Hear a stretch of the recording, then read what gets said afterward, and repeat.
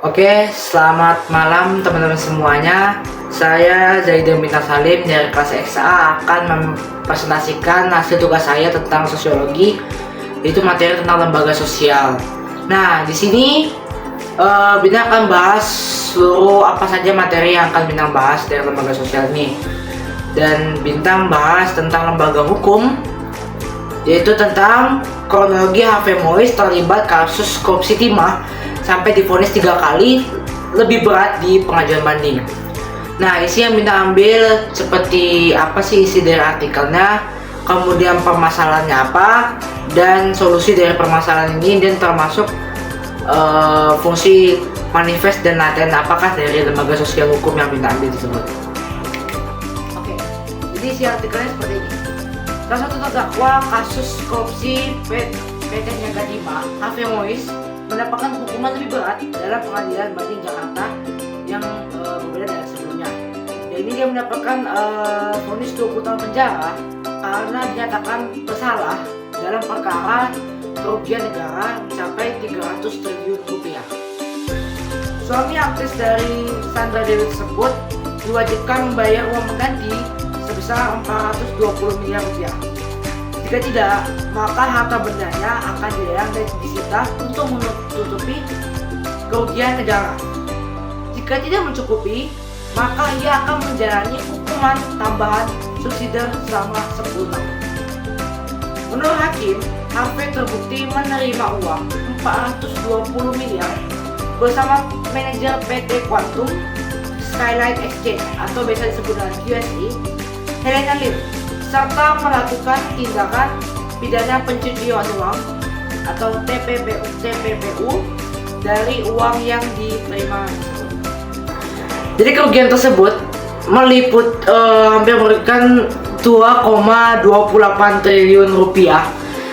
Itu berupa kegiatan atas aktivitas kerjasama sewa menyewa, alat-peralatan atau processing, pengolahan, pemrograman dengan smelter swasta, itu sebesar hampir 26,65 triliun berupa kerugian atas pembayaran biji timah terhadap mitra tambang PT Timah serta 271,7 triliun berupa kegiatan lingkungan. Nah, hukuman yang diberikan kepada Harvey Mois itu bisa jadi mencapai 30 tahun penjara. Selain hukuman penjara, Harvey Mois diwajibkan membayar uang denda atau uang pengganti sebesar 1 miliar rupiah. Dan jika tidak, maka dia akan diberikan pidana kurungan selama 8 bulan. Jadi kumulatifnya seperti ini teman-teman. Kalau dia bergerak di 30 tahun 8 bulan, dia ketakutan.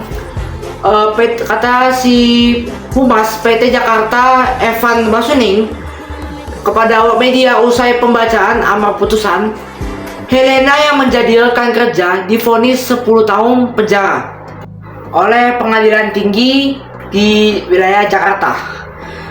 Dalam kasus korupsi ini, pengelolaan tata niaga komoditas tanah di wilayah izin komoditas tanah izin komoditas usaha pertambangan atau biasa disebut dengan IUP PT Timah Tbk terbuka pada tahun 2015 sampai pada tahun 2022.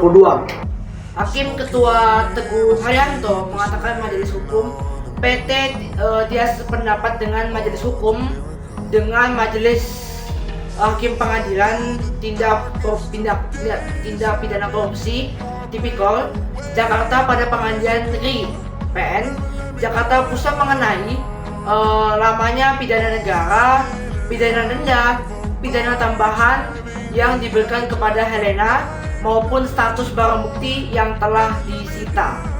Dalam kasus itu, Helena terbukti membantu terdakwa Harvey Mois dalam melakukan perpanjangan tangan PT Benefit Rangka Tim RBT untuk menampung uang hasil korupsi dengan uang sebesar 30 juta US dollar Amerika Serikat atau kalau dirupiahkan sebesar 420 miliar rupiah. Selain membantu penyimpanan hasil uang korupsi, Helena Lim juga terbukti telah melakukan tindak pidana pencucian uang atau biasa disebut dengan TPPU atas keuntungan pengelolaan dana biaya pengaman sebesar Rp900. Dana menyembunyikannya dengan menggunakan membeli barang seperti 29 tas mewah, tanah, mobil mewah, dan juga rumah besar untuk menyembunyikan asal-usul uang haram atau uang yang ia korupsi tersebut. Nah, lantas bagaimana Harvey Moise bisa melakukan kasus timah ini, kasus korupsi yang merugikan negara hingga 300 triliun? Jadi ceritanya begini kronologinya teman-teman. Pada tahun 2018, ada 7 tahun yang lalu, Direktur Utama PT Timah Tbk periode 2016 sampai tahun 2021 yang bernama Mokhtar Riza Pahlavi tak berani menjalani kerjasama dengan swasta untuk melihat hasil tambang yang diambil dari lokasi izin usaha pertambangan IUP PT Timah. Namun setelah waktu berjalan, pada bulan Februari pada tahun 2024, Kejaksaan Agung menahan Riza Pahlavi dan sejumlah pengusaha pemilik smelter. Pada 27 Maret 2024, Harvey Moise ditetapkan sebagai tersangka karena mewakili PT RBT menghubungi Direktur Utama PT Timah Mokhtar Riza Pahlavi tak berani untuk membuat kesepakatan perjanjian sewa smelter secara ilegal. Dan pada bulan Mei 2024, Kejaksaan Agung menyatakan korupsi timah menyebabkan kerugian hampir 300 triliun. Tadi atas kerugian terhadap lingkungan smelter sebesar 271 triliun. Kerugian sewa smelter PT Timah sebesar 2,2 triliun dan juga penjualan biji timah yang merugikan negara hingga mencapai 26 triliun rupiah. Dan bulan 23 Desember 2024, Harvey Moise divonis 6,5 tahun penjara oleh Pengadilan Tipikor Jakarta atau hampir separuh dari tuntutan jaksa sebanyak 12 tahun. Dan ini merupakan hukum yang sangat tidak adil mengingat karena hal yang dilakukan Harvey Moise sangat fatal yang melakukan tindakan korupsi merugikan negara hingga mencapai 300 triliun, namun hanya divonis penjara 6,5 tahun penjara doang. Dan Kejaksaan Agung menilai Harvey hanya membantu PT RBT dalam berhubungan dengan PT Timah, sehingga mungkin tidak dibilang sebagai kasus merugikan negara. Ia hanya dibilang hanya untuk membantu PT RBT tersebut. Namun pada puncaknya 13 Februari 2025, Pengadilan Tinggi Jakarta memvonis Harvey Moise 20 tahun penjara dengan membayar uang ganti sebesar 420 miliar. Jika hukuman-hukuman awal yang dia tidak selesaikan, seperti dia membayar uang kerugian sebesar 1 miliar rupiah, maka dia akan diperpanjang hukumannya hingga 8 bulan, dan kemungkinan bisa jadi hukuman dari Harvey Moise ini bisa mencapai 30 tahun penjara. Nah, setelah bintang bahas seluruh cerita yang dialami Harvey Moise itu tentang lembaga politik atau hukum, kayaknya akan jelasin sih apa sih itu lembaga politik tersebut dan maksudnya apa sebenarnya kita ambil. Jadi lembaga politik itu kayak setiap masyarakat itu harus membutuhkan orang yang bertugas untuk mengatur politik tersebut. Jadi bintang setelah membahas seluruh cerita yang dialami Harvey Moise tersebut, yaitu tentang lembaga politik dan lembaga hukum, kalian akan jelasin apa sih sebenarnya lembaga politik dan sebenarnya apakah penting bagi kita semua atau tidak. Jadi lembaga politik sangat penting. Kenapa? Karena setiap masyarakat tuh membutuhkan orang yang bertugas untuk mengatur tiap warga negara masyarakatnya. Nah, orang tersebut harus memiliki tanggung jawab atau kewenangan besar dalam mensejahterakan rakyatnya. Tujuannya untuk apa? Tujuannya untuk memberi sanksi kepada orang yang melanggar aturan atau norma. Orang tersebut seperti kayak hakim yang bertugas untuk mengatur kasus pengadilan yang terjadi dan akan diberikan vonis atau sanksi jika mereka terbukti bersalah. Entah diberikan hukuman penjara atau diberikan uang untuk mengganti uang denda. lembaga politik tuh kalau kita artikan sebenarnya itu adalah lembaga yang berkaitan dengan masalah-masalah negara, bentuk pemerintahan, kekuasaan, serta sistemnya dalam menjalankan tersebut. Dan memiliki aturan yang berbeda-beda di setiap negara.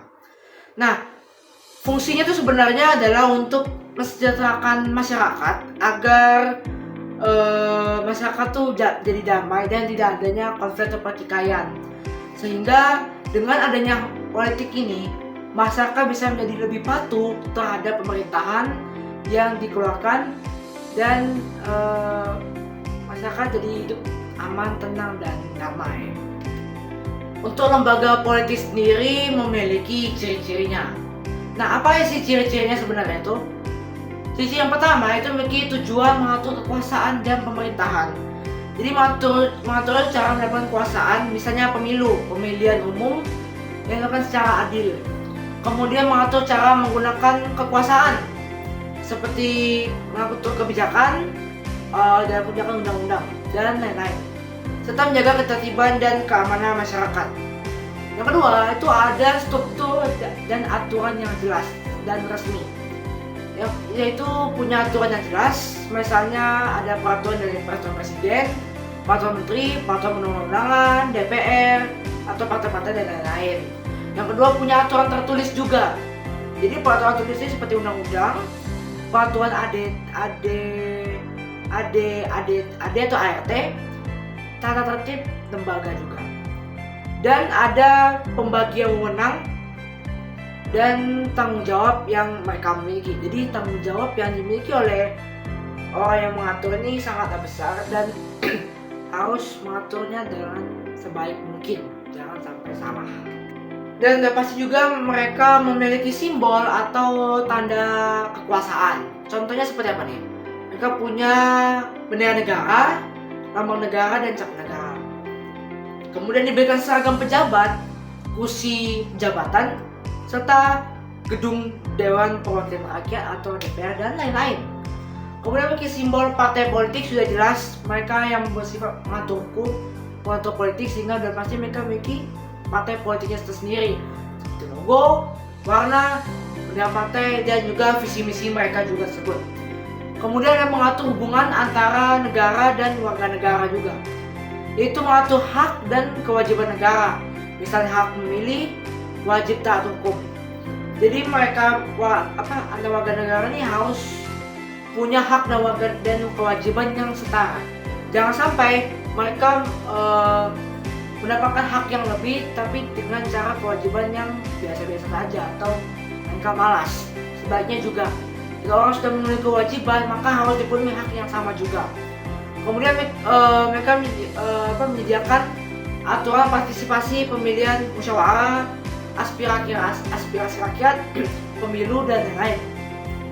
Dan mereka juga menjadi perantara jika ada konflik atau pertikaian yang terjadi dalam kepentingan dalam masyarakat, sehingga mereka dapat mengatur apa yang terjadi dalam konflik masyarakat tersebut.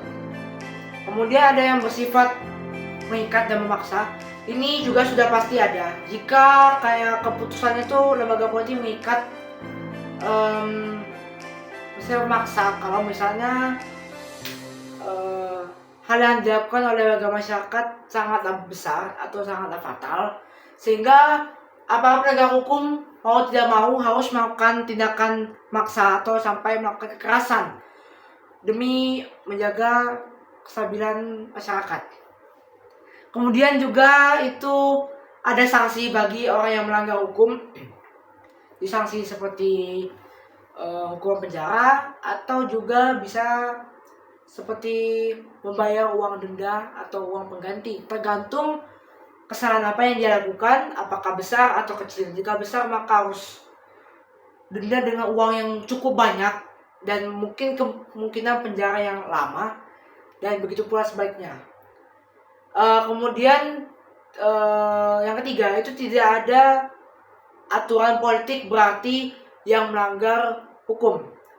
Jadi mau orang penting maupun orang tidak penting seperti pejabat atau orang biasa, mereka berhak mendapatkan hukum yang setimpal dengan vonis yang sama. Tidak ada hukum tajam ke atas, tajam ke bawah dan tumpul ke atas, di mana orang yang masyarakat bawah akan diberikan sanksi yang lebih berat dan lebih menyusahkan dan menyakitkan.